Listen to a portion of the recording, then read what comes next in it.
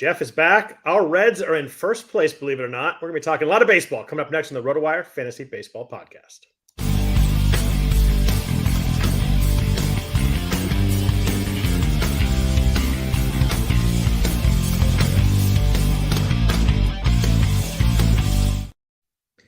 Happy Sunday evening, everybody. Welcome to the RotoWire Fantasy Baseball Podcast. I am Scott Jenstad, joined, as always, on Sunday nights by Jeff Erickson. If you could please rate and review the podcast, helps us out a lot, helps people find the podcast, all those good things.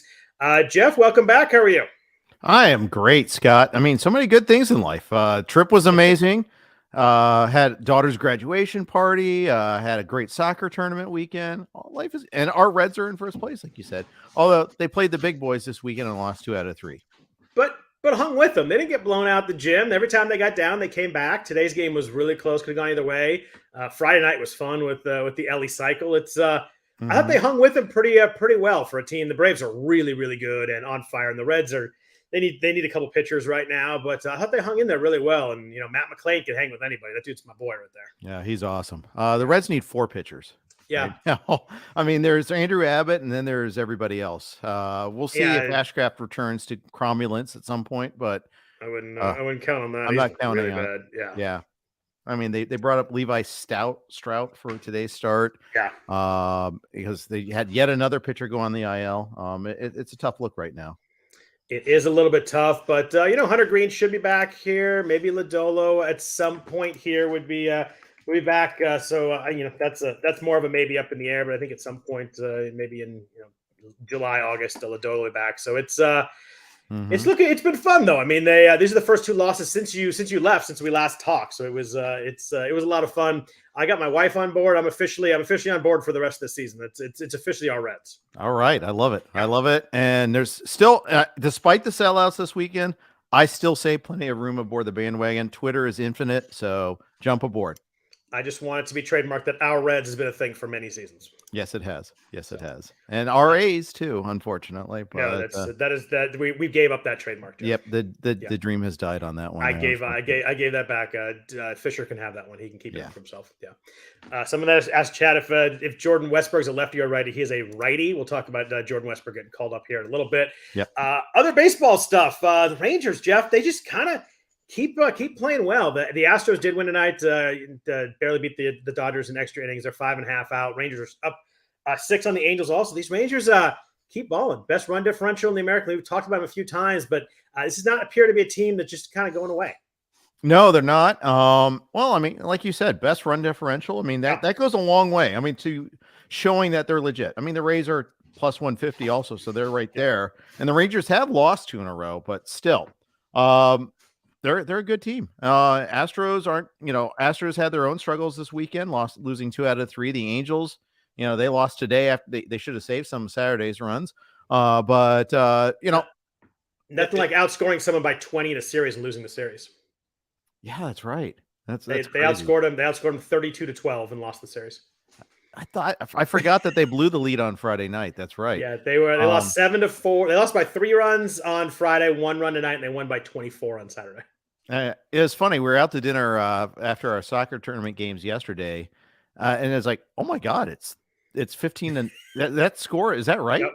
It's 15-0. I missed that whole 13-run third inning, and then I turned around and looked. Oh, it's 18. Oh, it's 21. Oh, it's 23. What the heck is going on here? Someone sent me an email like, I can't believe this Rangers score, and I thought they meant it was 15-0. I looked again, and it was 23, and I was like, it's unbelievable. Yeah, the crazy thing about the game was Ohtani was 1 for 7 in that game, which is almost impossible. It's insane. Yeah. I thought it was pretty gauche of them to go for 2 when it was 23-0, though. I thought that was kind of rough. I mean, but hey. Got to practice that play. Maybe need to make it work. Have that 2-point conversion play in place. Felt very Harbaugh-esque right there. Yes. Who famously went for 2 up 30 against USC. It was a beautiful thing. Other than that, it's just there's a lot of teams kind of hanging around in baseball right now. There's a lot of we talked about the teams are kind of streaking. The Giants cooled off a little bit over the weekend. They lost today. They're still 8 into their last 10. The Diamondbacks, Giants, Dodgers race here right now. That's Dodgers won. Yeah, Dodgers won 5 of 6. They were going for 6 in a row today, or maybe 5 in a row. But either way, they were on a little bit of a run here. That's what the NL West looks like. It's going to be a really fun division. That it's kind of wide open. The Padres are not one of the 3 teams right now. Yeah. Although I still feel like it's in them. I still think that there's time, although it's going to be tough because it's the number of teams they have to leapfrog still. But I mean, the thing is though, they win on Friday. Like, okay, they went and they had a good series in Coors Field, and then they lose the last two this weekend here. I mean, it's just, and that was like against the Nats, who are the Nats. I mean, come on, guys, let's get it together here. So yeah, it's been really kind of frustrating watching that. Yeah, I guess maybe not. Yeah, frustrating for Padres fans. I'm still rooting for the Padres. I want mid-market teams to spend and then be rewarded for spending. So I don't like seeing them struggle so much. I don't have any shame for that. I think it's still them too. I mean, they're 4 games under, but Juan Soto's really coming around. We talked about the Central with the Reds leading. It's funny that about a month ago we were like, "Oh, is this Pittsburgh team for real?" Can I read you my favorite stat of the season so far? Yes, you can. Since June 14th, when Rodolfo Castro singled in the 6th inning, Jihan Bay, Jack Swazinski, Rodolfo Castro, and Austin Hedges are combined 1 for 101. Oh my Lord! Is that the I'm most? I'm furtively looking to see where I have Sawinski active, but props, I know it's there. Props somewhere. to David Ton, D-Ton Pirates on Twitter. I want to give props for that. That's an amazing. I could not. I looked at it like 3 times. I'm like, that can't be right. And it's incredible. They got 4 guys that are literally 0 for the last 100, which is it's impossible. Yeah, I have no words. I mean, get O'Neill Cruz back, right? Yeah, he like August, right? Something like that. Yeah, I know people are starting to stash him, so I figured it was there's some maybe a month away kind of stuff. When would you start stashing him? I wouldn't. Okay, I just you're not a stasher, and it's too much time missed to like come back. I just don't think they're going to push him. They're going to be out of the race, in my opinion. I think he comes back and doesn't play every day. I don't know. I don't think it's worth the bench spot for me right now. Scott Jenstad, lover, not a stasher. It's true. But Pirates, give me 2 or 3 weeks away, and randomly he's in one of my leagues, sure. But right now, I don't have much interest. I just can't. Roster wise, I can't do it. I just don't think it's going to be worth it. I actually agree. In the team context is pretty stark. This is the second big collapse month they've had in a row. Yeah. Do you try to? What do you do with David Bednar? Do you think about trying to trade him because the Pirates are almost certainly going to trade him now? He's just so good. I think the odds are pretty high that he goes to a team where he closes. Mm-hmm. If you look at the contending teams, like he wouldn't close in Minnesota or Atlanta for sure, or Cincinnati. Is there any place else he wouldn't close? Minnesota is not for sure, by the way. Not for sure. They have a really good guy. I think he'd probably, but they don't I think he'd probably split though. Yeah, they don't use Duran as an exclusive closer already. So yeah. Atlanta, I mean, Iglesias is shaky at times. You could see that he wouldn't close in Baltimore either. That's one I should mention as a contender. But like you look at some of these other teams, and aside from Baltimore, and if you want Cleveland in the mix, I guess in the mix of the Central. But I mean, he closed in Texas. Houston would probably be still Presley. Giants would still be Duvall. Yeah, that's probably true. Arizona would definitely be Bednar. The Dodgers would definitely be Bednar. Yeah. Milwaukee would still be Devin Williams. Miami would probably be Bednar. I think they'd go him over Puck. Philly would definitely be Bednar. Yeah. I think there's more teams. Like I think New York, the Yankees would be Bednar too. I think that they would start. They would use him as a closer and kind of have King and Holmes as the setup guys. Toronto would not. They'd go with Romano. But there's a lot of teams. Yeah. I think the Rays would. Yeah, I could see it. Or at least he'd be part of it. Someone in the chat said Mets, and I meant contending teams here, Uncle Ted. Oh, no, you didn't do that. Not teams that go back-to-back hit batsmen to lose games. Oh. Did you see the highlights of all that game? I did not, but up 3 with the bases loaded. They go ground ball to Brett Beatty that he just couldn't throw the ball. He just kind of double clutched it and then threw it too late. Then they went walk for a run, hit by pitch for a run, hit by pitch for the winning run. Oh, the Mets are Metsing.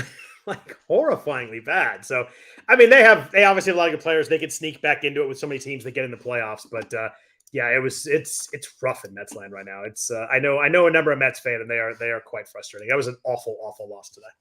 It was. Yeah, I didn't. Yeah, so yeah, if it happened today, I definitely didn't see it yet. We'll be looking forward to highlights. I mean, even Friday, I didn't get a chance to see the cycle live. I had to come back and see the highlights, but it was amazing. The Ellie cycle was a lot of fun. He hit that ball in the gap. I'm like, my wife and I watch. I'm like, oh, that's an easy double. I'm like, oh my god, that guy's fast because it was a routine double, and he wasn't the play wasn't even that close to third. And it might have even been an easy triple. I mean, it was crazy. It was wild. It's a ball that, like most guys, it's just even fast guys. That's a double, but he's pretty insane. He's pretty fun to say the least. That he had a nice catch today, and he's been stealing bases. I think he has 7 or 8 bags already. We talked about a lot of rookies that have not paid off. Ellie's certainly paid off so far. And the thing about the stolen bases, I love that every single time he gets an opportunity, he's going. He's got a green light. The team just says, "Go, let's do it." And it's like watching like LeBron or Kobe or some around a basketball court. It's like 5 steps and he's there. It's just It's crazy how his strides are just so long and he's so fast. It's 8 out of 9 on the base pass so far. That will play right there. But let's jump into week 14 fantasy wise. We are officially at midseason here. I think looking at math here, I know the A's have played 80 games, so most teams are at halfway point. Jeff, A's are on pace for 40.3 wins. It's a good time. Yeah, I mean, they're 20 and 60. It's baseball teams don't have records like that. And yet they had a 7-game winning streak in there. Chew on that for a second. Then they lost 8 in a row. Then right after in El Central, baby. Yeah. It's rough times, but we got a handful of teams with 7 games this week. Milwaukee and the Mets. The Detroit, Texas, the Angels, and the White Sox in the American League. So not a ton of 7-day states. We got a lot of 6 gamers this week. The Rockies are all home this week. That's always big for fantasy right there. They have 3 against the Dodgers and then 3 against the Tigers. So obviously, if you have any Tigers or Dodgers, this is a good time to pick those guys up. Yeah, for sure. Dodgers are tough. Most Dodgers are rostered, but Tigers, you can. Tigers are rough too, for the other reason. Yeah, they're never good, but they're available though. You get Andy Ibanez or a Zach McKinstry. Matt Vierling was available on leagues. I know he was popular. Kerry Carpenter, sure. Kerry Carpenter, yeah, I like Kerry Carpenter too. If you can grab him, they have some guys who are available, and that's not always easy to find. Yeah, that's true. Anybody else you like? You guys were attacking this week. I like the Rangers a lot this week. They're 4 against Detroit, 3 against Houston. We talked about the Tigers being in Colorado. They're 4 at Texas to start the week. So that's a pretty good setup too. Evaldi pitched today, so they get to miss him. The Mets schedule's nice too. We just talked about the Mets are a mess, but 4 against Milwaukee, 3 against San Diego, all at home. This is a big week for the Mets. If they're going to start to make any kind of ground, they got to win probably 5 games this week. Yeah, for sure. 6 gamers. The Dodgers mentioned nice. They're 3 at Colorado, 3 at Kansas City. Tough to beat facing better pitchers than those 2 teams right there. Yeah, absolutely. I mean, Kansas City.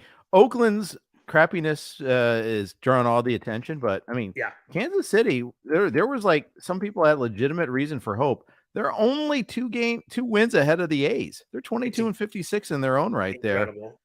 And they had a new manager, new front office. Maybe it'll take some time for some of those changes to take root. But oh my goodness, what a huge disappointment.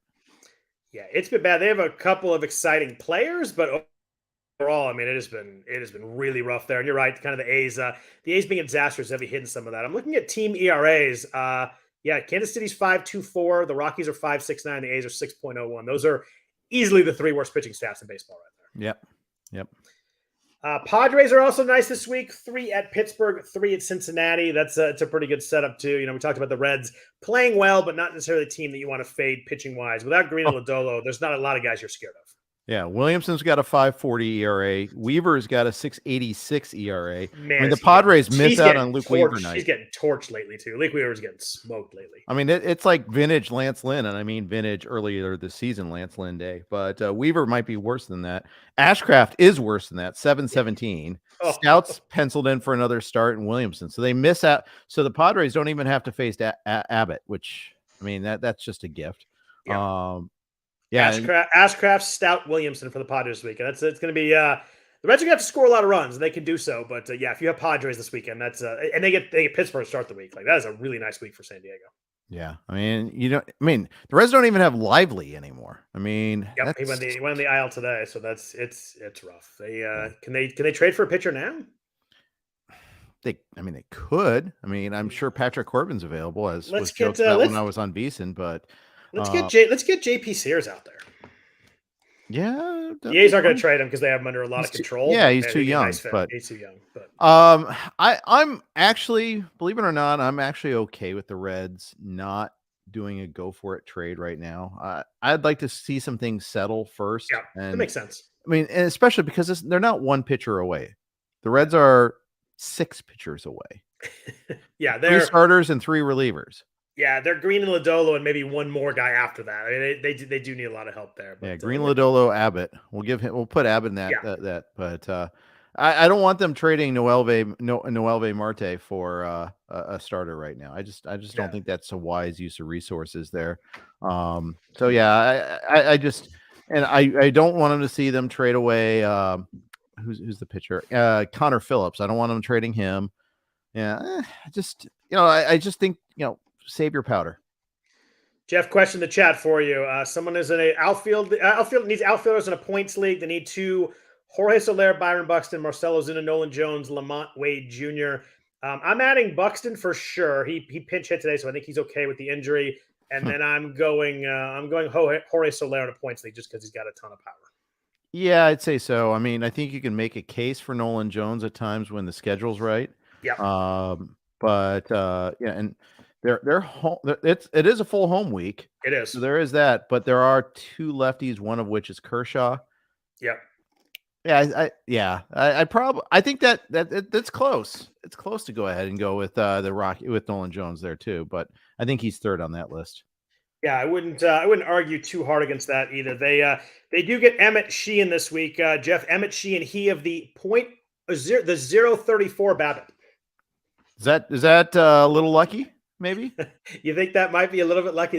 He's got a 0.034 BABIP and a 1,000 strand rate so far. So only 12 innings, but it's funny to see an ERA of 1.5 and a FIP of 5.27. You don't see that very often. Yeah, perfect. And while we're talking Dodgers, I think we have to have the Tony Consolin conversation. I think a lot of people knew some correction was coming, but maybe not the extent of it. The Golf at his best, when he had like a 1.30 or whatever ERA, his expected ERA was like 5 something or other. So there was it had the biggest gap in baseball among regular starters between actual ERA and expected ERA. Basically, it's like independent. It strips away like BABIP block essentially. And here we are, and he's getting hit a little bit harder now.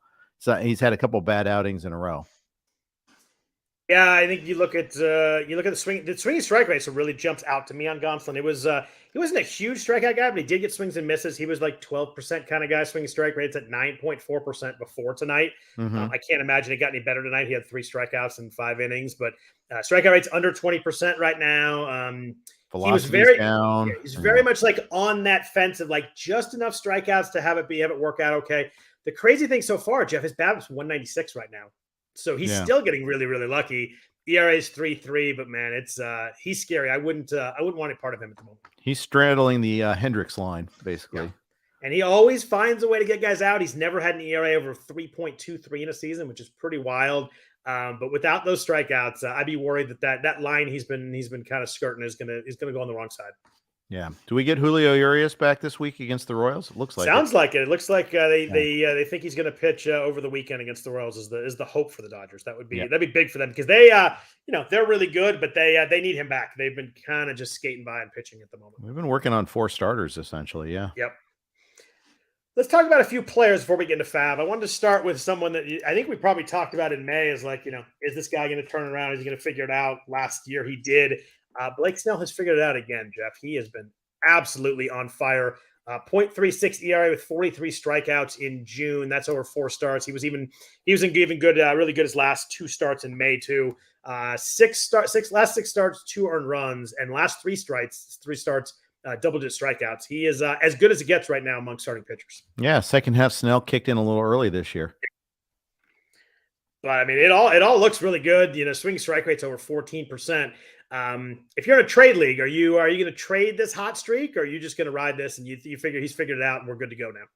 I mean, I think if it's too late to save your team for this year, which I think is arguable. I mean, Rob Silver won the main event despite being 13th in his league at the All-Star break, right? Yep. I think that was the stat. It's not stat, but the factoid. So yeah, I think it's too early to give up in most fantasy leagues unless you're just fundamentally destroyed. But maybe in a keeper league, it is time to trade him because that fluctuations performance will continue with him. Yeah, I mean, I think the key is that we talked about the second half last year was the walk rate and how he figured that out. And then we saw April, he was 16.5%. We're like, oh, here we go again. 11.5% in May, 6.5% in June with a 47% strikeout rate. That obviously is not going to stick, but if he can keep the walks under, say 8%, he is really, really nasty. Yeah. Yeah. He's just Snell is always that variation performance guy. It used to be like, okay, start him in his home starts. Then it's like, okay, start him in the second half. But now, I don't know. I mean, he's just been so thoroughly good the last couple of times out. I mean, yeah, you just want to keep seeing it. I think he's a hold probably, especially if you're contending. I probably wouldn't find a way to trade for him either, just because of those fluctuations. I think I'm a hold too. I think I'm just riding it, and I think it's going to be really good. I think that seems like when he figures stuff out, it usually figures out for a while. Yep. Good question in the chat, Jeff. I had to talk about you at some point. Oswald Peraza in New York. A lot of people are clamoring for him with Josh Donaldson hitting $125. That's actually not me exaggerating him with a really low average. It actually is his average.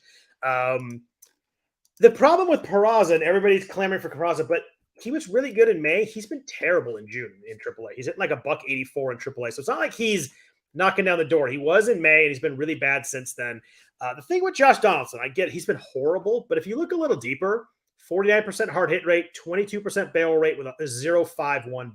Like, he has been as amazingly unlucky as possible. Only 64 at bats, but insanely unlucky for hitting the ball that hard. And if I'm the Yankees, I'm kind of waiting for Peraza to get hot again and make sure that he kind of makes me make the move. I don't think I'm doing it at the moment. I think I'm giving Donaldson another week or two here, see if he kind of breaks out of that BABIP luck. And if not, maybe he's just done and you bring up Peraza. But I think I'm making Peraza get a couple hits before I bring him up. Yeah, I think that's right. I mean, the thing about Donaldson is he came in pre-hated. So, yes. I mean, that probably works against him in terms of that. And, the funny thing is you see Aaron Hicks leave, and then he actually is better in Baltimore than he was in New York. So, like significantly better, because he was horrible in New York. He's actually been really good in Baltimore. Yeah. So yeah, I know, you might see them spit, the thing is they're somewhat financially committed to him. That's the other problem, but LeMahieu, I mean, they still are old, and they got LeMahieu's 3 more seasons too. Yeah. I mean, I know they won 2 in a row against the Rangers, but this is a team that's flawed. And let's talk Aaron Judge here. The news on him is, he's actually got a torn ligament in that toe, indefinite time to return. The Yankees, what do you do if you're sitting in the Yankees chair? I mean, you're always supposed to contend, but you're 9.5 games out. You are, although you're right in the mix in the wild card. But sure, it's tough because they're missing. They've had so many injuries, but Carlos Rodon, threw in his rehab assignment today. But they just have so many guys are struggling. Like Stanton's under 200. You look at DJ LeMahieu, that's a wild profile. He's someone that has always like a 13-14% strikeout rate, kind of lives off that. He's at 27% right now. It's pretty crazy. He's trying to change his approach, but there's a little more hard contact, but no more than he had in his big years when he didn't strike out. So it seems to me like he's maybe guessing more and trying to catch up and trying to hit the ball hard, but not seeing. There's something going on there, but you don't see a guy double his strikeout rate very often. No, you don't. Especially a whatever that is, 13, 14-year veteran, or whatever he is, 12-year veteran, whatever he is. Yeah. Just age catches up with everyone eventually, right? I guess he's 34, got $45 million left on his deal after this year, which is that's amazing. Yeah, he's got 3 more years of $15 million a pop. Happy Fun Ball was supposed to last forever, Scott. Yeah. 26 and 102 in 2019 looks pretty good. He's right there with the Anthony Rendon make as much money as possible off Happy Fun Ball. I guess he signed the year before that, but although Rendon had the Happy Fun Ball year and then signed his deal. But there's a lot of guys that we're going to look back, and we do it all the time. 2019 sticks out crazy on a lot of stat lines. Yeah, well, that's one thing. Like with my projections, that's been purged now in the 3-year weighted averaging. So now we'll be able to purge the COVID season, the 60-game season as well, where we had to do prorating and all that. That's true. So projections next year might be easier to do. Who knows? And they're never easy to do because it's not just a strict weighted average thing, but it's a starting point. Someone in the chat asked about someone we actually had coming up here in a second. Braxton Garrett in Miami has been really good. He had that 11 earned run start, and then he's been great since then. 2.3 ERA in June, 36 strikeouts in 23 and a third innings in June. And you look at his overall K to walk numbers, 29% strikeout rate, 4.5% walk rate. He's like 24% K minus walk, which is a great number. Swing strike rate's up to 13.5%. Someone in the chat asked if he's real, and man, I'll tell you what, everything I've seen, we liked him preseason. He had that big blow up start, and it kind of everybody's like, "Oh my gosh, can't believe they left him in that long." I think he's absolutely real. Yeah, I mean, they made him wear that 11 earned runs in one start, and he's got about a 1.5 better ERA than Sandy. Crazy. Yeah, who also had to wear one start too, but feels like Sandy wears one big inning every single outing. It's like there's like a 5 spot every single time. It's crazy. Yeah, I was talking with Nick Pollock on Thursday's pod, pitcher list, and so he's talking about just the command on that particular pitch. I mean, it's just you can't do that. You're not throwing it for strikes. It limits your repertoire, leads to all sorts of other damage. Yeah, it's been wild. You just kind of expect like here comes the 8-inning shutouts back to back. They just haven't come. I mean, maybe we got a long way to go. We're still at the halfway point, but he's got a lot of work to do with an ERA over 5. I mean, it's going to probably a bust season no matter what. It's just a matter of how much of a bust it is. Yeah. So a guy that we both have in some big leagues that is a wild stat line so far is Joey Meneses in Washington. Mm-hmm.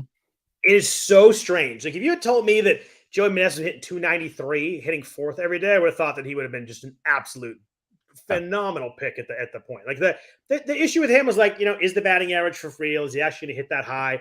Hit 324 last year. We didn't expect that, but hitting 293, Jeff, he has 2 home runs on the year, which is like, you look at everybody has 8 or 9 right now. He has 2. And the crazy thing is I'm looking here, he has 14 barrels. So he has 2 home runs and 14 barrels. I think the average, Toby and I were talking about last week, by the way, thanks to Toby for filling in last week. I think the average is like 58% of your barrels go for home runs. He's at 2 for 14. So what is that? 14%. It's been a weird year, but he's still like, I keep playing him. He's hitting cleanup. The batting average is good. He had 3 more RBIs, stays at 39 RBIs, but man, 2 home runs out of your first baseman or an outfielder. It kills you. It just kills a team right there. Yeah, it does. It really does. And he got 3 RBI today at least, but that gives him 39 on the year. Okay. I mean, not horrendous. That's not killing you, but not great. And the problem is the 29 runs and the 2 home runs for a guy who has no steals is killing. I was just going to say what you're drafting him for. You're drafting him for the power and the RBI. Yeah. And the funny thing is, meanwhile, there's Lane Thomas, double-digit homers. And even Candelario has like 9 or 10 home runs there. I mean, everybody. It seems impossible. It's not a bad ballpark to hit in. Yeah. Hard hit rate's still 45%. I looked at his fly ball rate. I was trying to figure out what the heck is going on. Fly ball rate's the same as last year. The wildest stat with Meneses, his home run to fly ball rate last year was 25.5%. Obviously, a super elevated number. You probably think he's going to fall down maybe in the high teens there. He's at 2.9% right now. Yeah. So is this actionable? What are you doing? The funny thing is, I think it is, because the longer I looked at it, the more I'm just like, I'm going to leave him in, because I think the power is coming. I think he's been really unfortunate with his home run fly ball, the barrels, all that. There's enough good stuff here that I'm leaving him in for now. Okay. One stat of note: ground ball percentage last year is 44.8%. This year it's 50.6%. Yeah, there you go. That's key. Is that it's just the fly ball rate's about the same. He's 29%. The line drive rate is what's struggling with the ground balls. So I always had a hard time with line drive rate versus fly ball rate. By the way, I always think it's like it's a difficult line to parse. It is. So a few less balls in the air for sure, which it doesn't help. But 2.9% home run to fly ball is that's insane. That's like, I can't even think of a comparable player. But somebody that hits a lot of fly balls with no pop at all is exactly what that is, and that's not what Meneses is. But it just it has not worked so far. I think I'm leaving him for now, but he's kind of on my watch list. Like, it's got to come quick, because we can't. There's only so much 2 home runs over a half season you can really deal with it as a first base outfielder guy. Yep. We talked about Braxton Garrett earlier. Marlins pitchers, Yuri Perez. Dude is unbelievable. I think you grabbed him in at least one of your main events. Another gem today. And when I say gem, he throws out there, he's legit gem. 6 innings, 4 hits, 1 walk, 9 strikeouts, no runs. Lowered his ERA to 1.34. I think after today, he got the whip just under 1. Dude has been unbelievable. It's funny because they keep seeming to want to find ways to limit his innings or take him out of the rotation. They're talking about when Trevor Rogers came back, they were going to swap him out and out.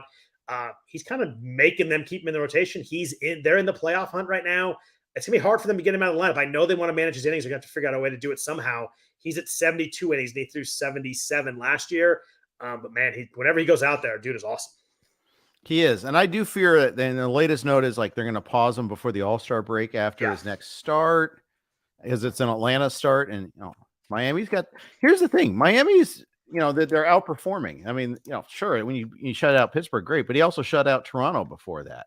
Yep. He's got Atlanta, and then theoretically it would have St. Louis after that, but maybe not. And some of that is if they get Rodgers back, that's great. Okay, fine. And then maybe you can consider that. But man, I mean, he's their best. I mean, Garrett's been great, but Yuri's their best pitcher right now. Yeah, it's certainly not Sandy right now. And Sandy, he's Sandy's protege, mind you, but still. And the Marlins, it's not just that they're the number one wild card right now. They're ahead of the Giants, the Dodgers, the Brewers, the Phillies, the Padres, the Mets. Mets are below. Mets are still tied with the Pirates right now at 35 and 42. That just blows my mind to see them all the way down there. But still, I mean, it's a hard sell to back up shutting down Yuri Perez right now when they actually have a chance. And they're, as we saw last year, just getting into the tournament has a lot of value. Sure does, especially when you throw some of the arms out there. If Sandy can come back, you got Edward Cabrera coming back, you got Perez, you got Garrett. I mean, they not a team you'd really want to face in the first round, knowing that you have to beat some of these pitchers. Yuri Perez last 6 starts, Jeff, 1 earned run, not per start, but total. Oh, is that good? Yeah, that is pretty good. To Kenny Shepard in the chat, yes, this thing is on. We can hear you. You're good to go there. Jeff, question in the chat. Would you start 2-start Reed Detmers or Brian Bayo against Miami this week? 2-start Reed Detmers is home against the White Sox, home against Arizona. I'm starting 2-start Reed Detmers. I really like Brian Bayo, but I'm taking those 2 starts. Bayo's on a roll. I will say that. But it's hard to turn down 2 starts. Two home starts. Not that home road is always dispositive. In fact, Anaheim's no longer like a great place to pitch ever since they did that line on the wall thing. That's right.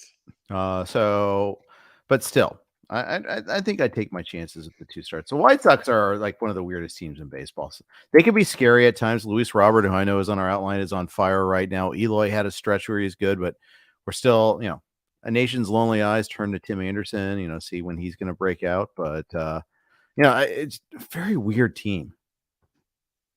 Yeah, it's they're very. Tim Anderson still hasn't homered, Jeff. It's that is correct. I'm like, you know what? I'm going to bench Tim Anderson. I bench him this weekend. Like if he hits 2 homers, like at least I get him going. It didn't work. He didn't hit any homers, but it's bad. What's he hit 240, 241 right now? Yep. Like there's just nothing. He had 8 stolen bases. Those all before he got hurt. I think he has 1 since he got hurt. He has 11 RBIs in the year and 229 plate appearances. Like that is, it's just. He's like a 3rd or 4th round player. It's fantasy death right there. He's this disaster. I have a team that's struggling home runs. I have him and Meneses, and it's just hard to get around that. Yep. I had Luis Robert on here. I was going to say he's really good. Same with Matt Olson. Like I'm sure you're ready to get him out of Cincinnati because holy moly, did they have a big series weekend. Such a sweet swing. You know my feelings about how much I love Matt Olson. Obviously coming from Oakland, I wish him nothing but the best. He's now leading, tied with Shohei for the most home runs in baseball with 25. I mean, I mean, imagine if he played all his games in Cincinnati. Although Atlanta's certainly not a bad place. Atlanta, the old ballpark was originally called the launching pad. That was the original launching pad, Fulton County Stadium. But he hit so many balls out to left in Cincinnati, though. Yeah, well, the ball carries so well. Ellie had that home run to left. I was like, oh, he popped him up, and I'm like, oh my god, he's strong. But yeah, there's it's a good place to hit, especially any kind of power hitter. It's a great place to hit. But I mean, Olson's a 55% hard hit rate right now. He's 19% barrel rate. The dude just matches. I know he strikes out too much. Those numbers are back up. That like miracle 2021 where he struck out 7% of the time is long gone. But if you're going to hit 45 home runs, I'm pretty good. I'm pretty sure we can deal with 28% strikeout rate at that point. Olson had this huge split between like runners not in scoring position versus runners in scoring position. It was a negative split, very negative. But I think he started to correct that a little bit in this last week where he's just been on mega fire. You know who else has that is our friend Joey Meneses. He's like 360 with guys on base and like 220 with nobody on base. So he's got the right direction. A good split, yeah. Olson's the other way. There's no power either way with Meneses, but it does have a good split that way. But let's jump into FAAB this week. Let's start with starting pitching. The big name out there this week was Gavin Williams in Cleveland. Guardians pitcher got called up. He was kind of I don't want to say the last stud prospect called up, but we had a list of like 8 to 10 guys, and they've all been called up, and Gavin Williams the last one up. Didn't pitch great his first start against, I think it was against the Angels. Is that right? No, against Oakland. Sorry. Did not pitch well, but it was one bad inning. He struggled. I think it was in the second or third and gave up 4 runs. Bounced back nicely, which I think you like to see. Like to see how a young guy, you don't like to see him give up runs, but how's he going to respond to those runs?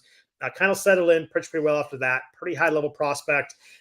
Was dominant in AA this year in 14 innings, and then really, really good in AAA. A few too many walks. Probably the one scar on this profile, but the issue is obviously he's going to be highly bid on. He was over $140 in all 3 of my main event leagues.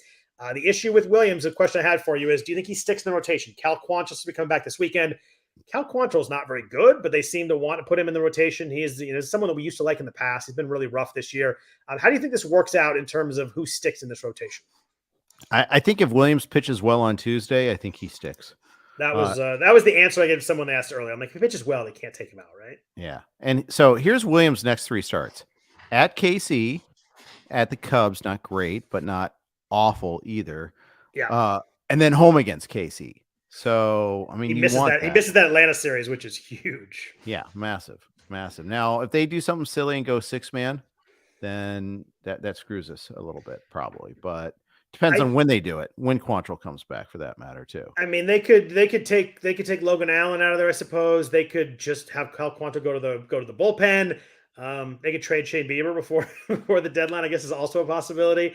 I just have to think if Williams pitches well, he sticks. They're in the mix.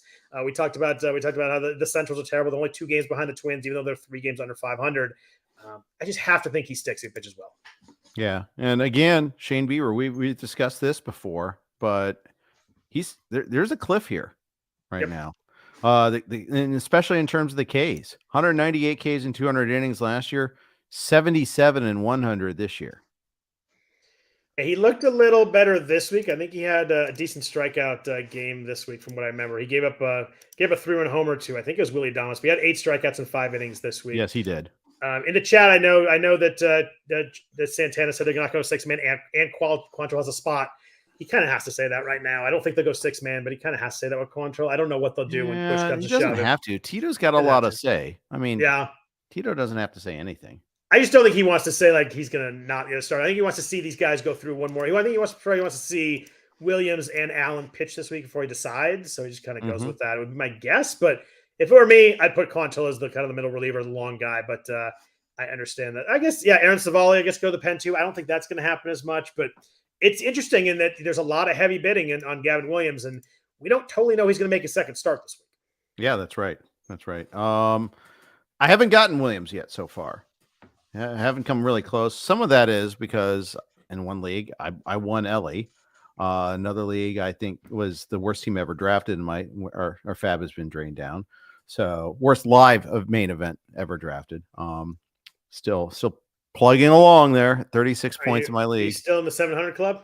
Oh, I'm sure I am. I don't bother looking there anymore. But I know it's in the 700 club. It's just, is it bottom 5 or bottom 10? I don't know. But we got all the way down to like 19 points in the league. It was sad at one point. We're like 36 now, but still. It just sucks when everything goes wrong, and there's some teams just everything goes wrong, you just can't fix it. I know you guys will keep working at it. You'll start to gain some points, but it's unrelenting. But the problem is now we have like $100 in FAAB.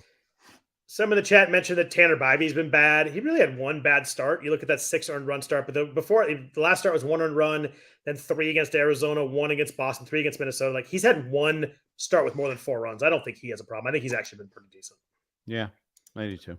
What else did you guys do at pitcher this week? I found it was Gavin Williams, and then hold your breath and kind of good luck with guys. There's Johnny Brito and David Peterson, back in the rotations, making 2 starts. Colin Ray in Milwaukee has 2 starts. He was about 2/3 owned in the main event. Luis Ortiz off a couple of good starts, about 70% rostered in the main event. Kenta Maeda was available in some 12-teamers.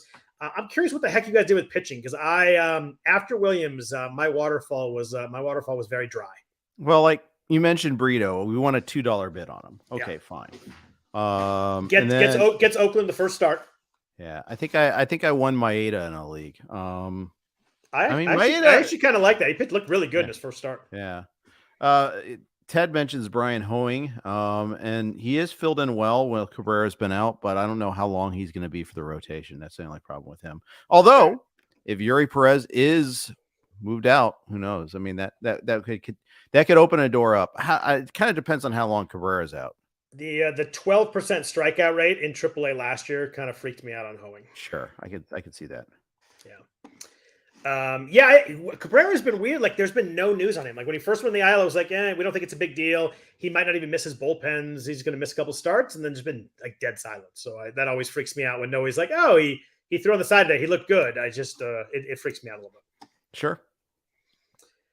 Yeah, what about I kind of looked at a little bit was Ronel Blanco in Houston. You know, that he's taking over the rotation spot for Brandon Bielak, who got sent down to the minors. Right. I kind of like Blanco as someone who can strike some guys out. There are too many walks in this profile, but plays for a really good team, plays for a good offense, pitched pretty well against the Dodgers, which you always like to see. And that's a tough after the first inning. Yeah. First inning was a little rough, but still, 6 innings, 2 hits, 2 walks, 6 strikeouts. I know he gave the 3 earned runs, but that's 3 of his 4 starts. We gave 2 earned runs. The other one was 5 against our Reds, so I don't fault him for that. That's a juggernaut right there. But the other 3 of 4 were 2 earned runs, or 2 earned runs and one with 3. I kind of like him a little bit as someone who can get you some strikeouts and maybe some wins on a team that obviously can score some runs. I think he was waterfall, but every time I looked at him, I saw the walks and the homers, and I was just like, I can't raise it. I bumped him up the waterfall a little bit as the day went along. Any of these other guys you like? Do you like Colin Ray in Milwaukee or Luis Ortiz? I mentioned them as a little bit more rostered, but Ortiz has been really good the last 2 starts. But again, a guy that I think we worry about the walks there too.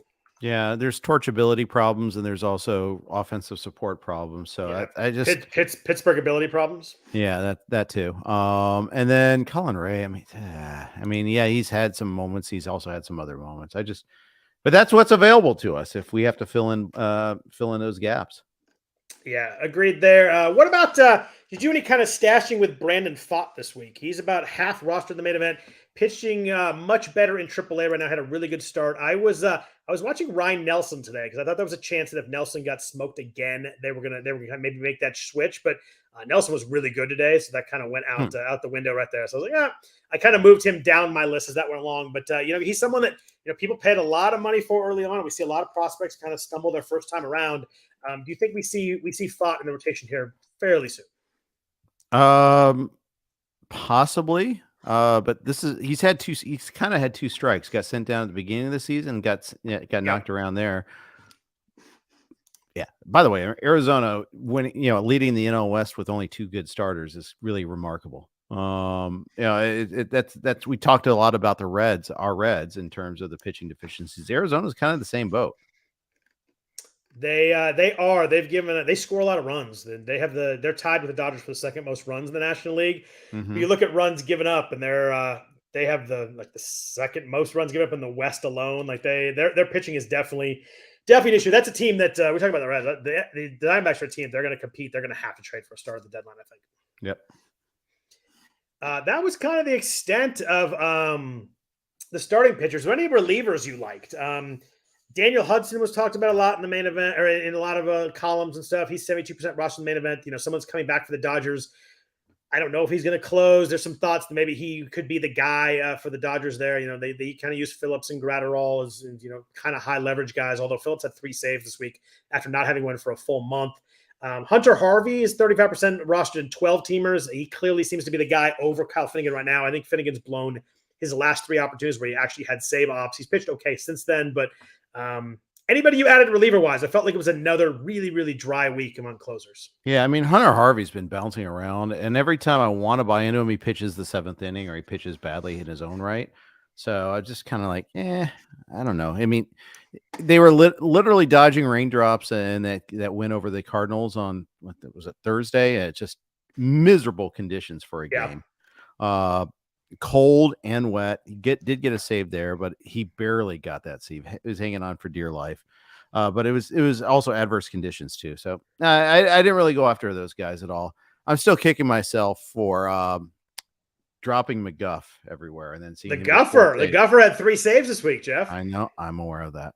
I'm very aware of that. I added him really cheap a couple weeks ago, and it's finally one that finally paid off. He really struggled today. I think he threw 40 pitches. I think he came in the 8th, put 2 guys on, walked someone, then got the final out, then got 2 outs in the ninth, and put a couple more guys on. I think he was on his last batter.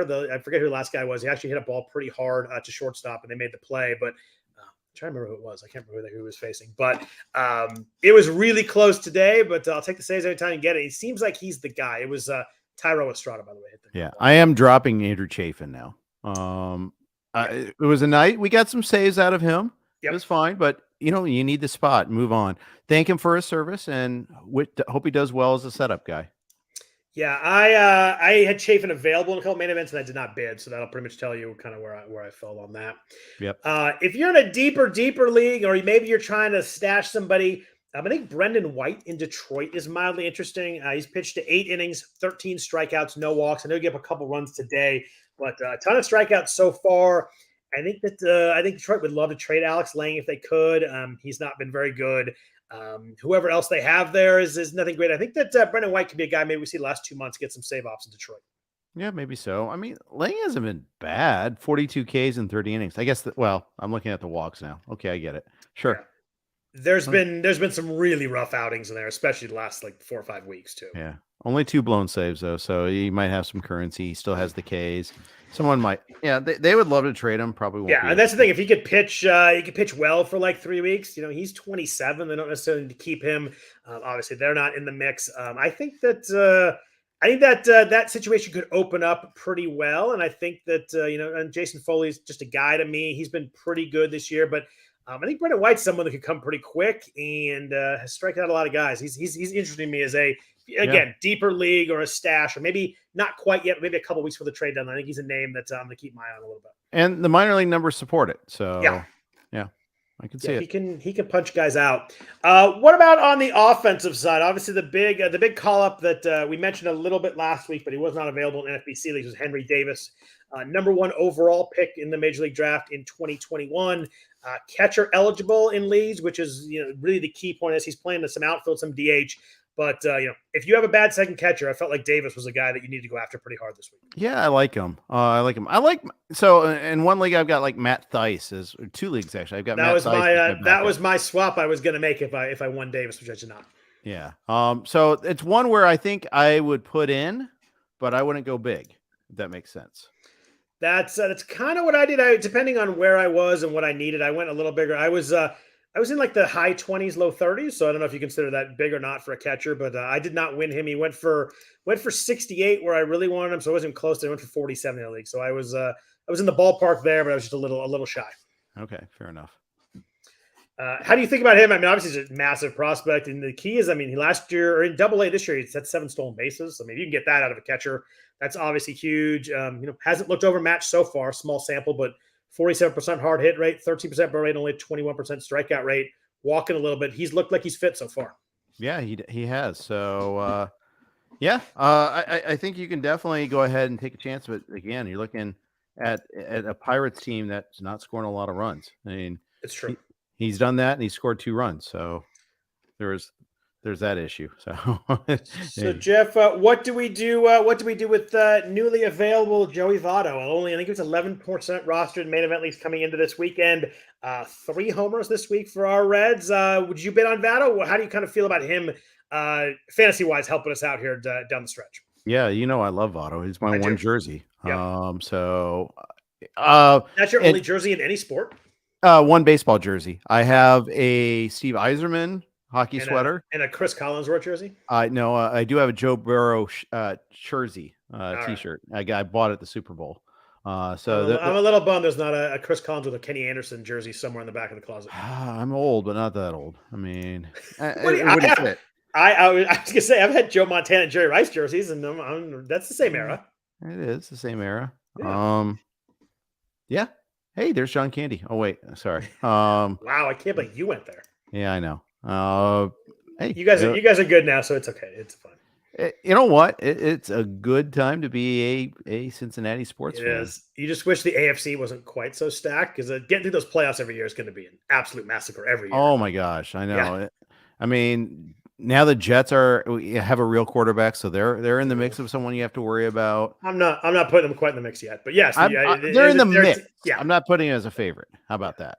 they're not in the Kansas City, Buffalo, Cincinnati yet. But yeah, they become a lot more of a threat when you got Aaron Rodgers going back there. Yeah, that's for But sure. so how do you feel about Votto fantasy wise? You think we're looking at some? I mean, last year was obviously really rough. He hit 200. The power was not really there, but we're a year off a guy that went 36.99 when he kind of sold out for power and changed his approach. Struck out a little bit more, but had the pop. Obviously, 3 home runs already this week. That's more than Joey Meneses and Tim Anderson combined, Jeff. So that's pretty good right there. I think I have a league with both of those guys, by the way. One of my mains. I know I do in one of my mains. So that's why I make the joke at not only your expense, but my expense also. Do you think he can hit enough fantasy-wise to be a useful corner in I think he could string together 3 solid months. Okay. I think that's possible. I think health is always going to be a problem with him, but yeah. Do you think he sits versus lefties? Not all of them, but some of them, sure. I think he gets they pinch it for him. They pinch it for him late when a lefty came in today. Yeah, I think I do think that yes, I think I think that that's a possibility. He does rest against a lot of lefties. They're going to give him a day off per week at least, anyhow, because they have a deep enough lineup now, Scott, that they can mix and match. And they got a lot of guys. All of a sudden, Nick Senzel, I think, played twice all week. Yeah, it's a good problem to have, and they haven't even called up Christian Encarnacion Strand to the mix, and I think they should at some point, and that'll make it even more crowded. I mean, Jake Fraley doesn't play against lefties. They've got and Will Benson leads their team in home runs and RBI, I think. And I was kind of like low key big on Will Benson going into the season. Had that horrific start, but he's kind of turned it around lately. But he also will sit against lefties also. So we'll always have that home run against the Dodgers, though. That was the best. Oh, that was fun. That was fun for our Reds. What else did you do in free agency among hitters? There were a number of outfielders who kind of like fit in the mix that I was trying to figure out their orders. Alec Thomas is back up in Arizona. Seems to be playing a lot. He's paying over Pavin Smith. Drew Waters in Kansas City is playing a bunch. Matt Vierling, we mentioned earlier. I was actually in on Alec Thomas. I think this is one of those situations where, me too. Pretty big prospect and, didn't work the first time, didn't work the second time. Finally, raked in AAA when he went back down. I think he's here to stay. The defense is really good, which helps his cause too. I think finally we're gonna get a little bit of batting average runs, a few stolen bases. Alec Thomas. Yeah, agreed. That Thomas was the guy that stood out on this list for me too. I think Vierling is interesting, as we mentioned. Detroit's schedule this week is good. Yep.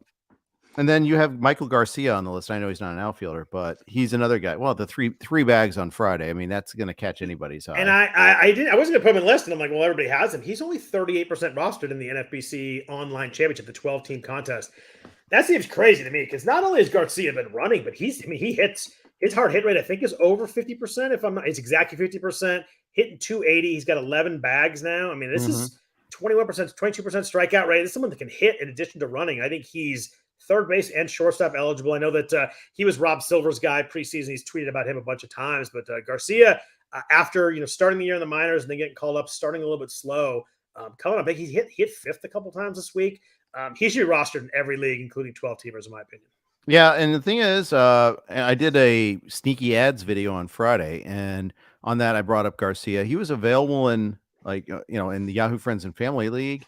Had just been picked up that day. He was 19% rostered going into Friday. Wow.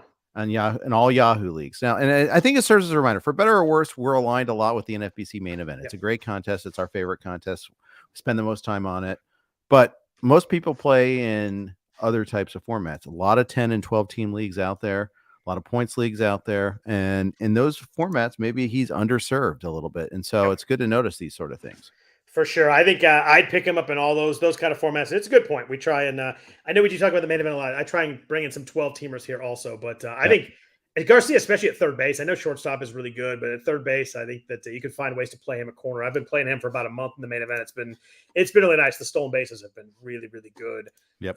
Question in the chat, Jeff. Would you bench Taylor Wells against the Red Hot Reds and Emmett Sheehan sit in Colorado? Emmett Sheehan's definitely a sit for me in Colorado. I think so too. I think that BABIP was coming home to roost this week. Taylor Wells is an interesting one. Do you know what Taylor Wells is? Tyler Wells. Tyler Wells. Tyler Wells. Taylor Walls? Tyler Wells. There you go. Yeah. Taylor Walls is this shortstop in Tampa, right? Right. I do not bench Tyler Wells. Do you know what Tyler Wells' whip is? It's low. It's like 104, something like that, right? It's 0.89. God, I wasn't even doing him justice. No way do I bench him.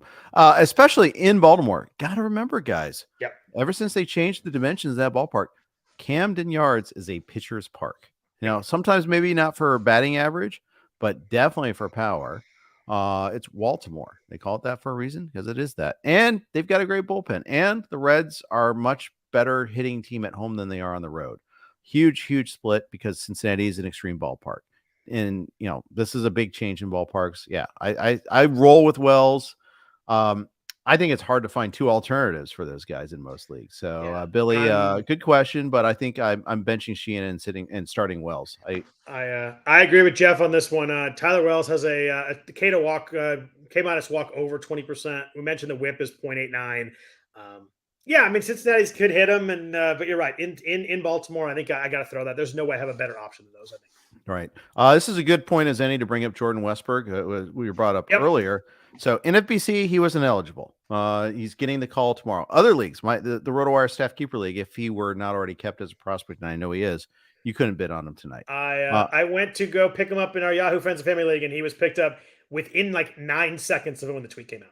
Yeah, and the tweet was out at 2:59 Pacific, and he got picked up at 2:59 Pacific. Who grabbed him? Oh man, who's the guilty party here? I think Shelley probably. I think. Oh, that's a combo team too. It's Curlin and Shelley, right? No, Curlin's on his own. DJ and Shelley, maybe. Oh yeah, that's right. It's Shelley and DJ. There you go. I think they. Yes, it was that picked it up. And they're winning this league, right? Yeah. They are in second behind Mike Curlin, who's winning kind of everything right now. Yeah, he is. He's the king. They dropped the previously mentioned Ji-Hwan Bae, who has not had a hit in a month. So that's probably going to be a good swap right there. Yeah, it is. Yeah, Shelley and DJ, though, are doing well in this league. That's for sure. So what do you expect from Westberg fantasy-wise? I guess Ramon Urias and Jorge Mateo probably lose time. Gunnar Henderson is now hitting in the middle of the order, so he's not going to lose time.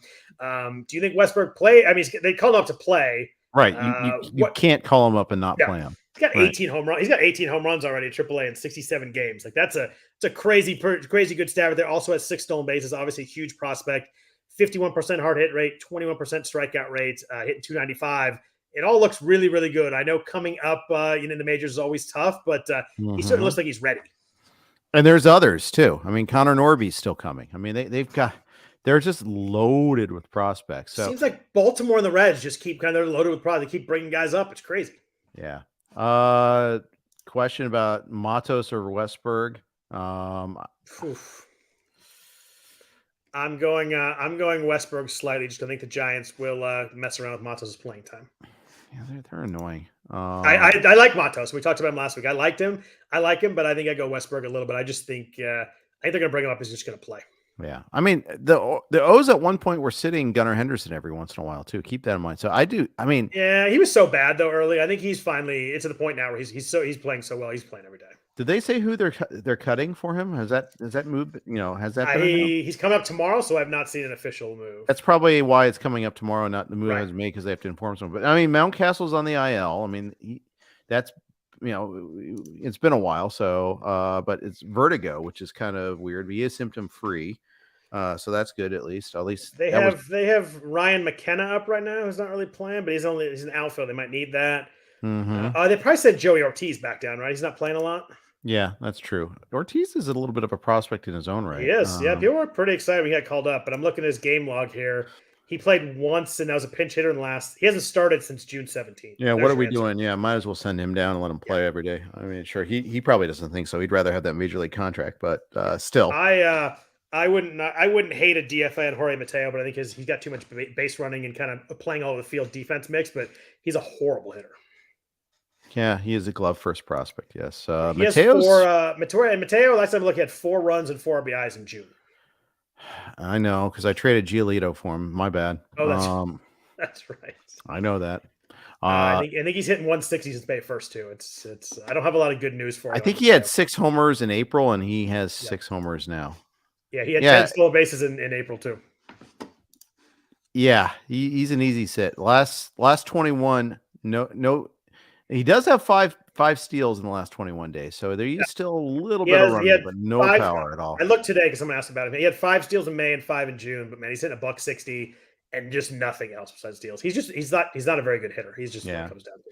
Yeah. Someone asked, can I cut Giancarlo Stanton a 10-team league? I'm holding Stanton for now, and off the IL, I think he's going to get rolling. I think there's too much power upside to cut him, even in a shallow league right now. Too much of a track record. Yeah, I agree. Let's see. The other only guy I'm going to mention, Andy Ibanez in Detroit, is playing a lot. He's second, third, and outfield eligible. We mentioned Detroit has a good schedule this week. I like that as a pickup to kind of fill your, back up your middle and your corner this week. He's got a hard hit rate over 50%, barrel rate over 12%. Strikeout rate's low. I think that there's enough there with the playing time. I think he's a decent add this week if you needed kind of a streamer bat for just in a deeper league. For sure.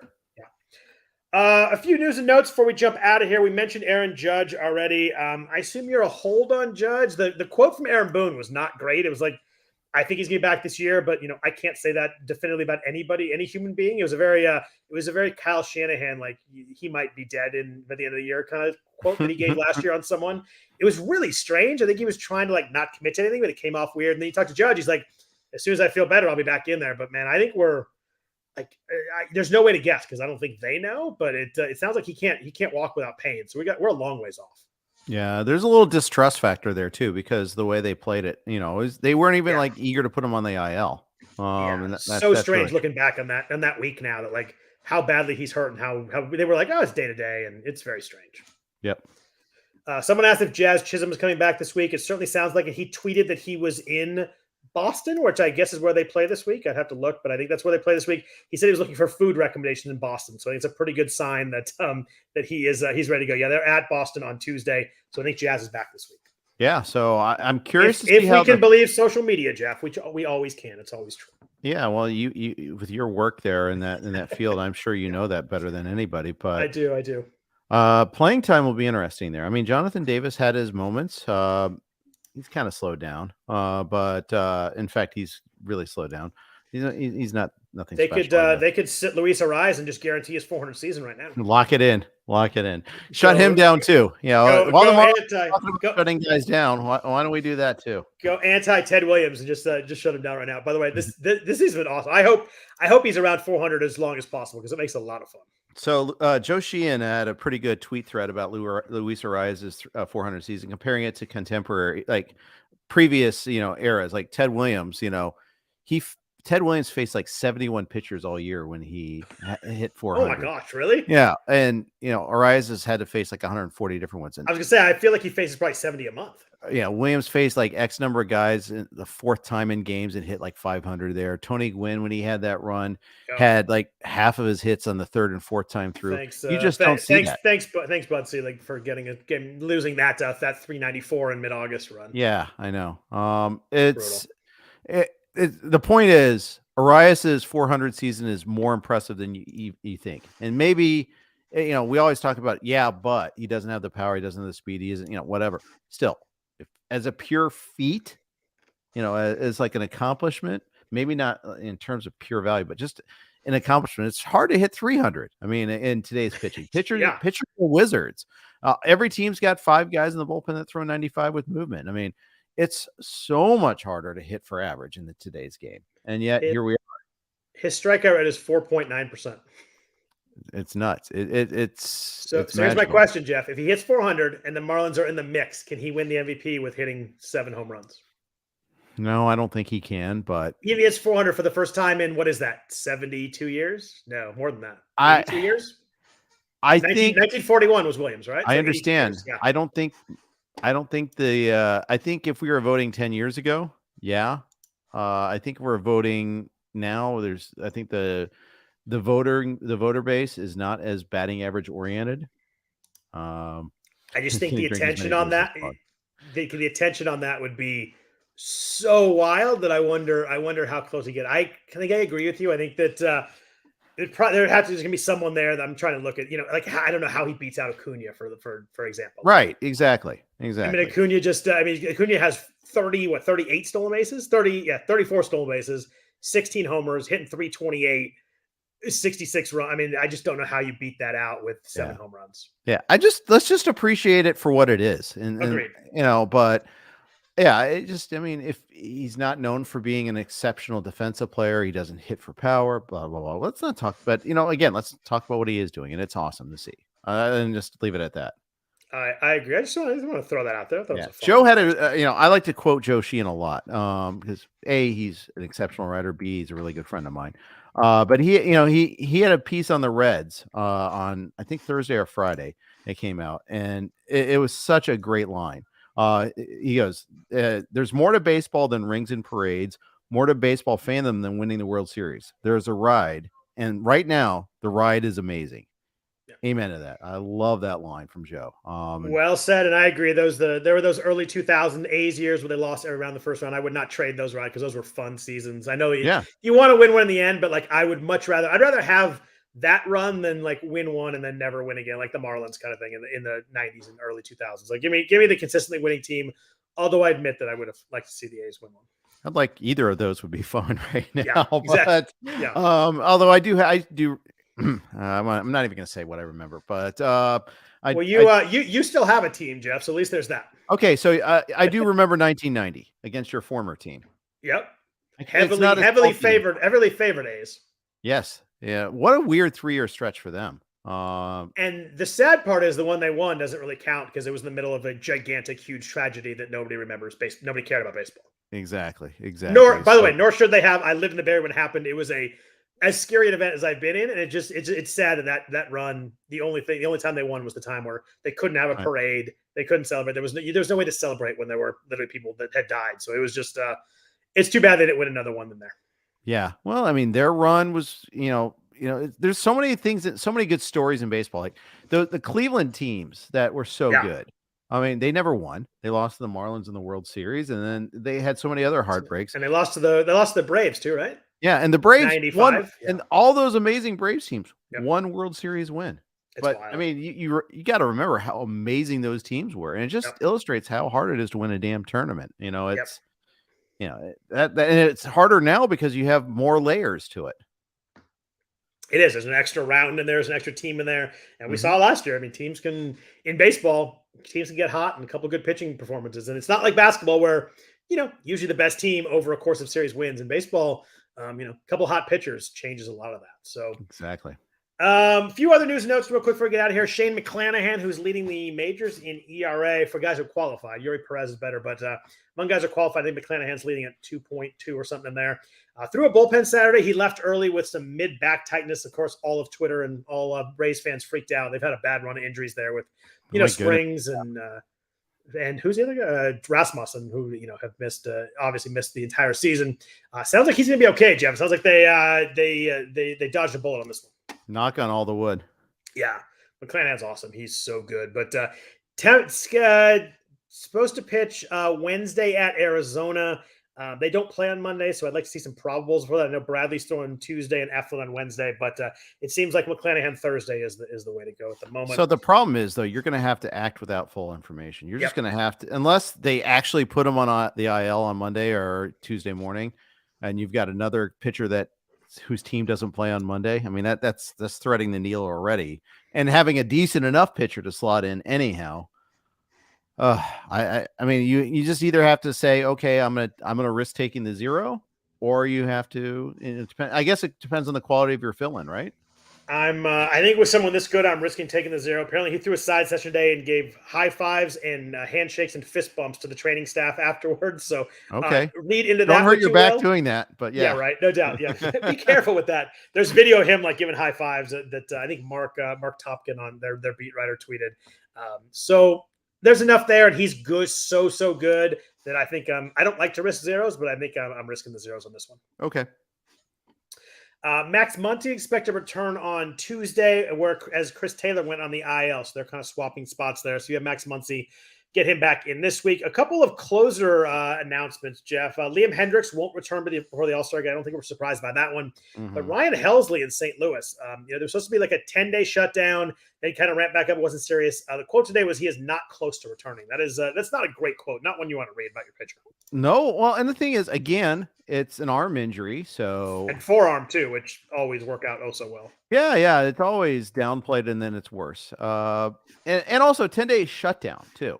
I mean, not just Yeah. I mean, he's on the IL for 10 days, shut down. Yeah, of course there's going to be a ramp up period. So we're talking after the All-Star break for sure. Yeah, and I don't even think he's starting that ramp up period either. So I think he and Hendricks, if you're looking at mid-July, would be good. And I'm not even sure on Helsley. We're going to need to see some action there. But and the usage for that matter too. Jordan Hicks is their closer right now. Like I just don't know. I think Jordan Hicks is the closer when Helsley comes back too. Okay, he's pitching fine now. I don't have any trust in him maintaining it. The walks are always going to be there for him, I think. Goodness, he's nasty, though. He is, but still 21 walks in 31 innings. I hate seeing that. Yeah, although I think it's been a little better lately. He has not walked a guy in his last 4 outings. Yeah. I also don't trust Oli Marmol to stick with him the next time he has a bad outing. That's a fair point. He does have the last 4 saves. I think that you certainly ride him for now. I just think he pitches well. I think he can run with it. I think that they would love. I'd love to see him. I think they'd love to see him run with it and use Helsley and Gallegos as setup guys because they were using Helsley kind of that way anyway. I think Gallegos might have more saves than Helsley. Yeah, that's a good point. Yeah, I think they would love to have someone and push those guys a little back. Someone in the chat asked about Eduardo Rodriguez. He said he had a really good side session on Saturday. He says body, arm, and injured finger felt fantastic. He threw a live BP session, so felt very encouraged. So we're seeing some progress there. Marcus Stroman left early today with a blister. That was the 7 a.m. London game. Got smoked and then left with a blister, so it wasn't great in either. He was probably due for a bad one. He's been really, really good. Probably got smoked because of the blister, wouldn't you think? It's a fair point, too. I imagine that these usually go hand in hand. Yeah, they do. Although I did not watch again because I was also at soccer tournament. But and it was by the time I started paying attention to baseball, I was in the 6th inning and smoking. Stroman had already gotten smoked, so I didn't see it either.